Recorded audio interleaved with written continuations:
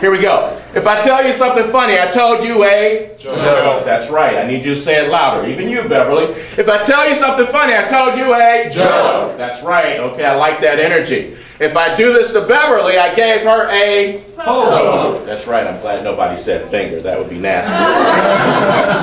So let's start again. If I tell you something funny, I told you a joke. I do this to Beverly, I gave her a polo. An egg white is a joke. Joke. Oh. Egg white. Is this a special needs group? If you said yoke, have a seat. If you didn't say anything, remain standing. Here we go. Pots. Pots. Louder, faster. Pots. Pots. Pots. Pots. Pots. Pots. Pots. Pots. What do you do to green light? Stop. I knew that.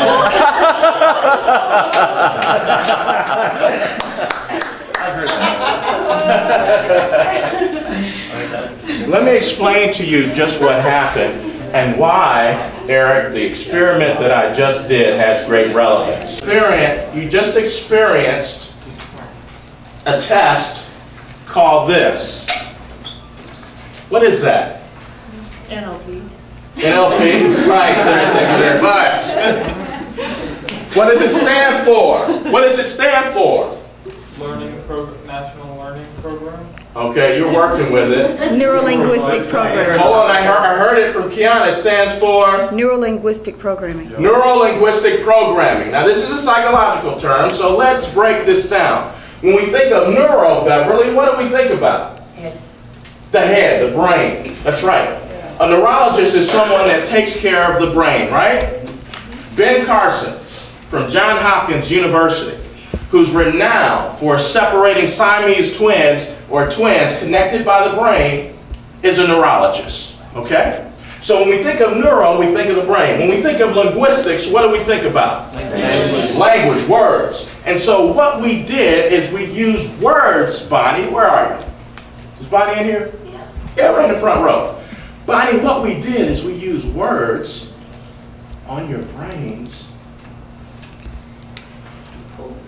to program, to respond in a way that you know is wrong.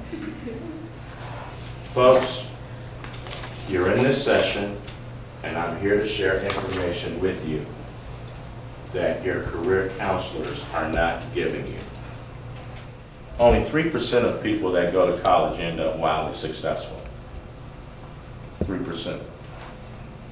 Either because they don't get information, or they get information and they don't use it. Or there are opportunities that are there, and they walk away and never engage those possibilities. So you have to ask yourself the question as you sit here. Are you comfortable being in the same place you're in now next year?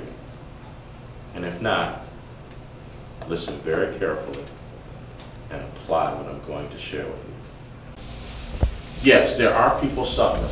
There are people laid off. There are college students that can't find jobs. But it's because nobody has shared with them what I'm getting ready to share with you, so that they don't fall into the category of the herd mentality. Because everybody says the sky is falling, then I have to believe it too, and think that the opportunities and possibilities for me are limited. Okay, so I'm going to give you the formula, and we're going to go through just several of them. So I'm going to give you the whole thing, but then focus on just a few, okay, as it relates to how to create possibilities or how to create opportunity where none exists. Let me say that again.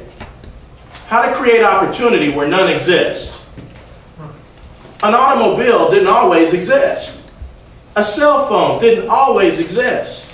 There were people that had a different type of lens, a different type of vision. And how did they acquire that? Here's the formula. It's called Maverick. And I want you to write this down. This is the whole kit and caboodle, but I'm only going to be able to focus on just a few. And then I'm going to be able to talk about a couple of you individually to give you some insight and guidance on how to create possibilities for yourself.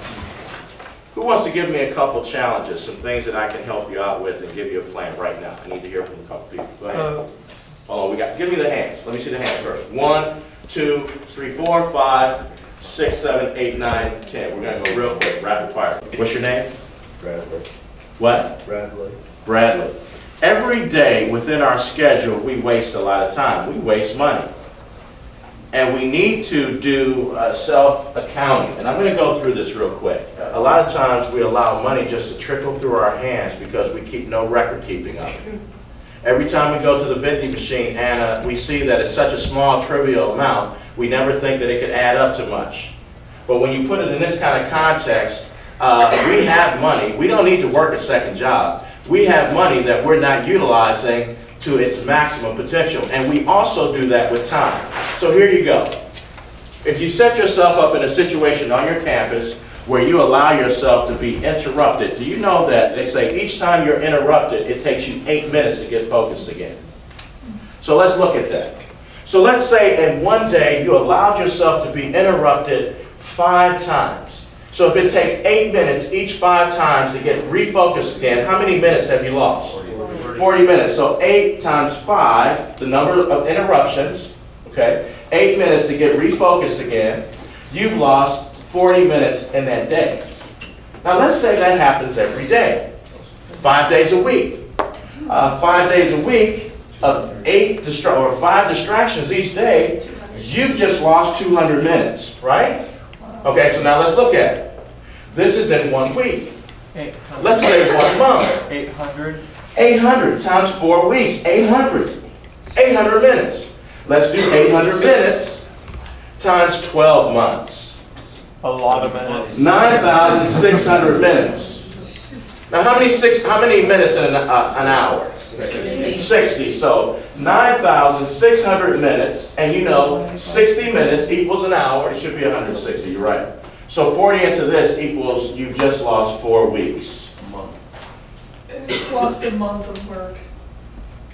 And it started out as a trickle. Just 5 interruptions a day. So how do you get a handle on your life with your daughter and your wife and your work and your school? Put up a schedule. Post your schedule and let your wife know the important things you have to do so she knows what she's supporting when she sees you not there for her. And then the other thing that you need to do is, first of all, start out in your first week creating a chart of everything you do each day, minute by minute, for a whole 7 days. And try to determine where you're losing it. And this is part of the self-reflection, the R in Maverick, and do some self-correction. How many of you felt that I'm resourceful? That I have information on a lot of stuff, right? Okay. I'm Caleb Van Vector from Iowa Central Community College in Iowa.